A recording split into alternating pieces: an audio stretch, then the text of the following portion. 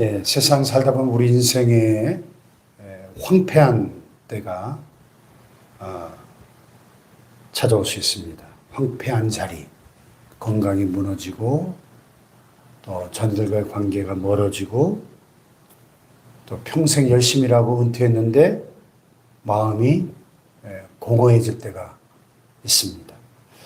또 교회와 다음 세대를 바라보면서 앞으로 어떻게 될까 하는 그런 걱정이 밀려오기도 합니다.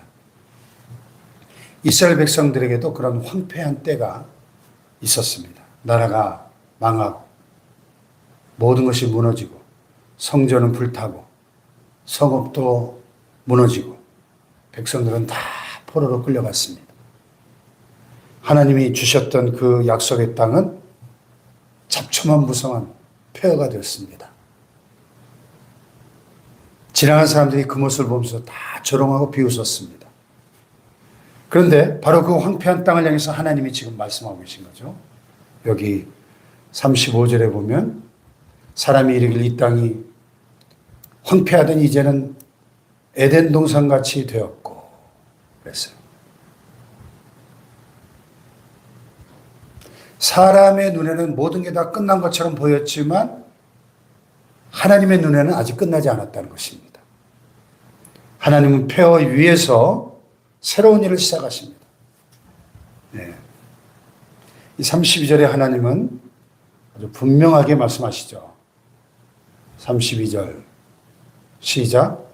주 여호와의 말씀이니라 내가 이렇게 행함은 너희를 위함이 아닌 줄을 너희가 알리라. 아멘. 너희를 위함이 아니다. 이스라엘 백성이 착하고 의로워서 회복시킨 것이 아니라는 것입니다. 이스라엘은 하나님을 떠났고 우상을 섬겼고 또 하나님의 이름을 더럽혔습니다. 그럼에도 하나님이 그들을 다시 돌아오게 하시는 것은 하나님 자신의 이름과 하나님 자신의 영광을 위한 일이었다. 그런 얘기예요. 회복의 출발점은 우리의 자격이 아니라 하나님의 은혜인 것이죠. 우리도 마찬가지입니다. 우리가 기도를 많이 해서 구원받은 게 아닙니다. 우리가 남보다 선하고 의롭기 때문에 하나님의 자녀가 된 것도 아닙니다. 오직 하나님이 우리를 불쌍히 여기셨고 예수님의 십자가로 우리 죄를 씻어주셨기 때문에 구원받은 줄 믿습니다. 그러므로 은혜를 깨달은 사람에게는 두 가지 반응이 나타나요. 하나는 감사하고 또 하나는 회개죠.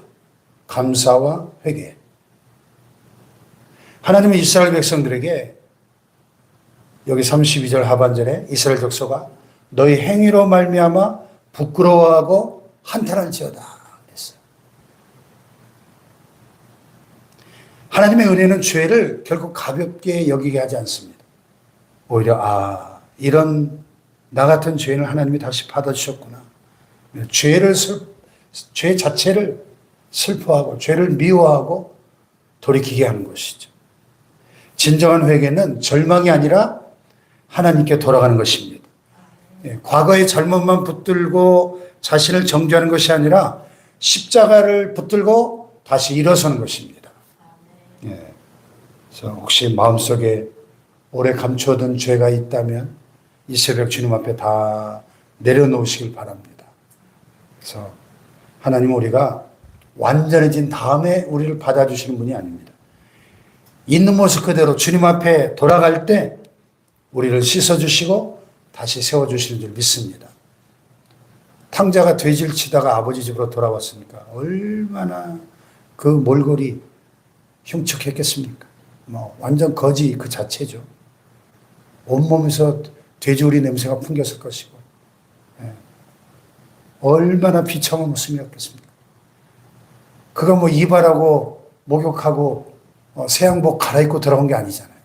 그냥 돼지치다 왔으니까 근데 거짓골 그대로 온 거예요. 근데 아버지는 멀리서 보고 달려가서 끌어안고 입을 맞추고 제일 좋은 옷을 내다 입히고 산진성을 잡고 잔치하잖아요. 그게 하나님이신 거죠. 할렐루야. 네. 있는 모습 그대로.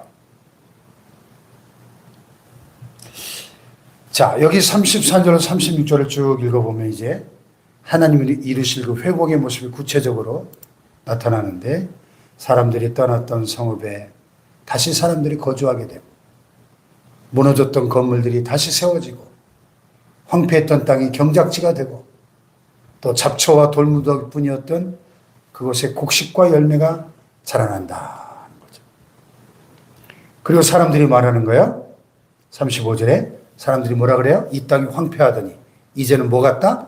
에덴 동산같이 되었다. 에덴 동산. 하나님의 사랑과 함께 살던 풍성한 생명의 자리, 기쁨의 동산, 낙원처럼 되었다는 거죠. 근데 인간의 죄로 그 에덴을 잃어버렸잖아요. 신락원.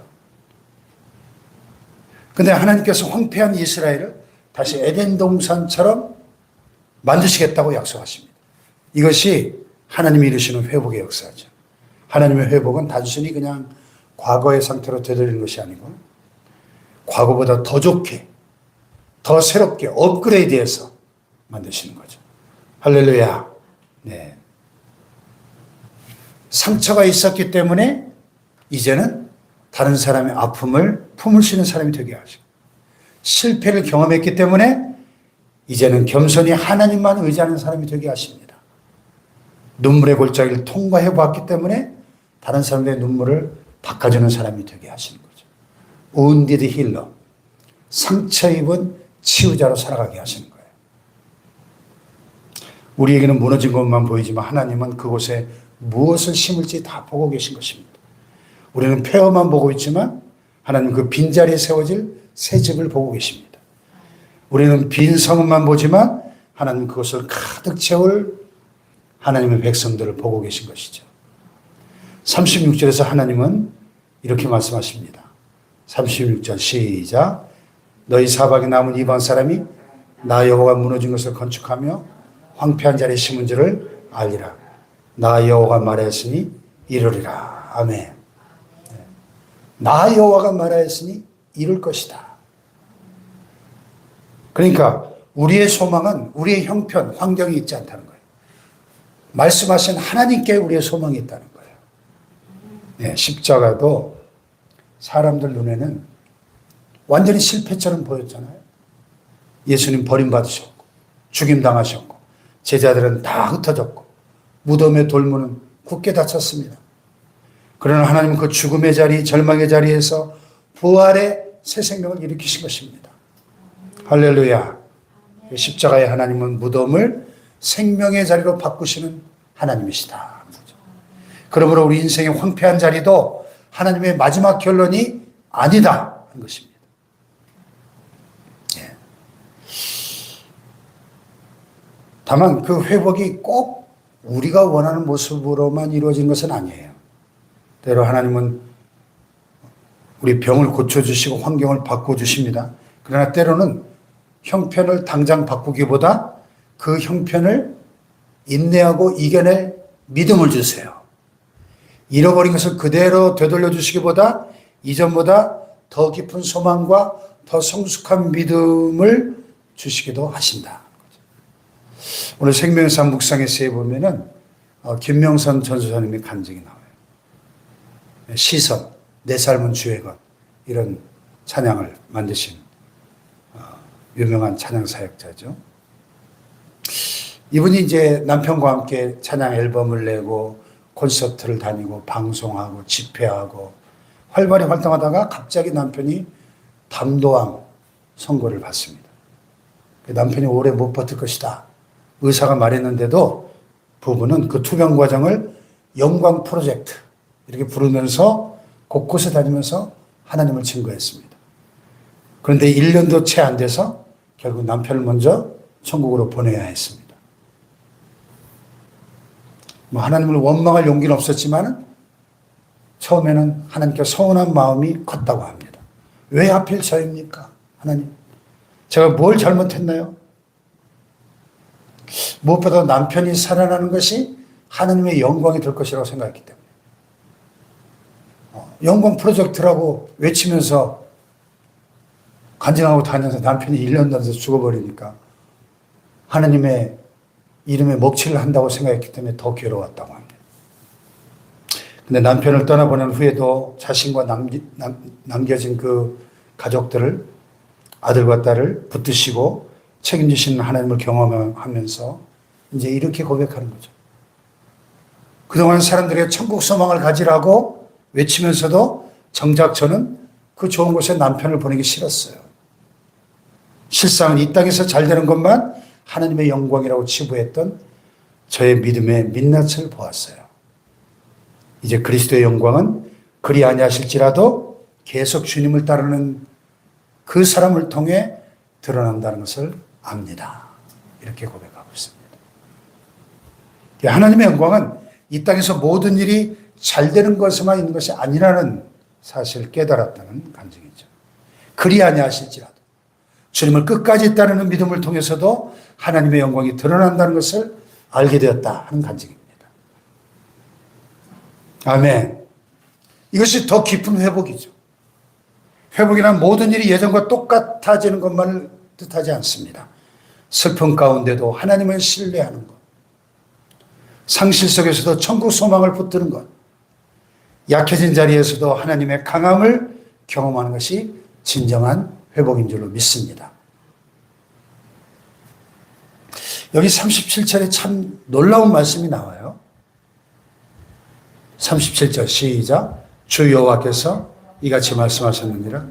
그래도 이스라엘 족속이 이같이 자기들에게 이루어주기를 내게 구하여야 할지라. 그래도가 뭐예요? 그래도. 주 여호와께서 이같이 말씀하셨죠. 방금 36절에 나 여호와가 말하였으니 이루리라. 하나님은 한번 말씀하면 반드시 이루시잖아요. 그래도 이스라엘 족속이 이같이 자기들에게 이루어주기를 어떻게 해야 돼요? 내게 구하여야 할지라. 그래도.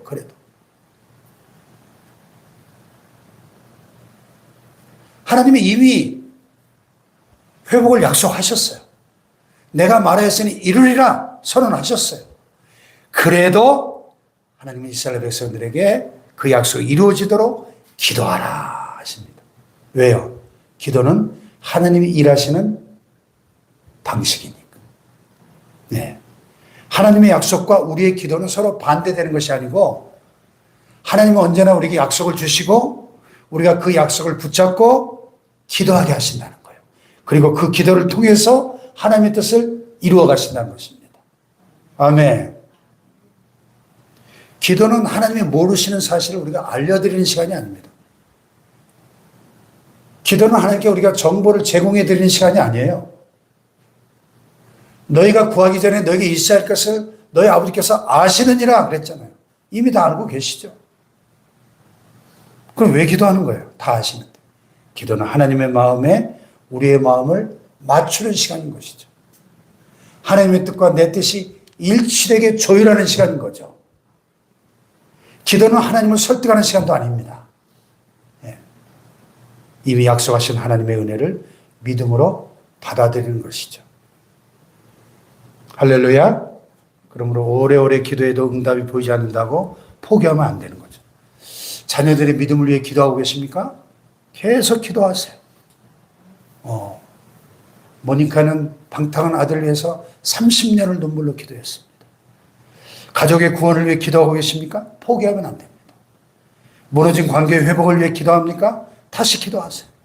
교회와 다음 세대를 위해서 기도하십니까? 눈물로 씨를 뿌리면 하나님 오늘 본문에 보니까 내가 그들의 수요를 양떼같이 많아지게 할 것이다.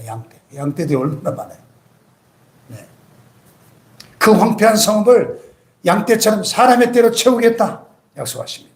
텅 빈 곳을 채우시고 끊어진 세대를 이어주시고 예배가 사라진 곳에 다시 찬송이 울려 퍼지게 하시는 분이 하나님이신 것이죠. 할렐루야. 오늘 우리 삶에 황폐한 자리가 있습니다. 건강에 황폐함이 있고 가정의 황폐함이 있고 믿음의 황폐함도 있고 자녀를 생각하면 막 가슴이 무너지는 자리도 있을 수 있습니다. 그 자리를 하나님께 내어드릴 때 하나님은 무너진 것을 건축하시고 황폐한 자리에 다시 심으시고 그 광야와 같이 적막한 곳을 에덴 동산처럼 바꿔주시겠다고 약속하십니다. 할렐루야. 그래서 나 여호와가 말하였으니 이루리라. 이 말씀을 붙잡고 그래도 이스라엘이 이같이 자기들에게 이루어지기를 내게 구하여야 할지라. 약속을 붙잡고 하나님께 구할 때 우리 인생의 폐허가 에덴 동산처럼 회복되는 놀라운 역사가 임하기를 주님의 이름으로 축원합니다. 기도하십시다. 주신 말씀 붙잡고 오늘 우리의 삶에 우리의 건강과 가정과 관계와 믿음의 황폐한 자리를 주님이 다시 세우시고 생명의 열매를 맺어서 에덴 동산처럼 변화되는 회복의 은혜를 베풀어 주시옵소서. 응답이 더디어 보여도 하나님의 약속을 붙잡고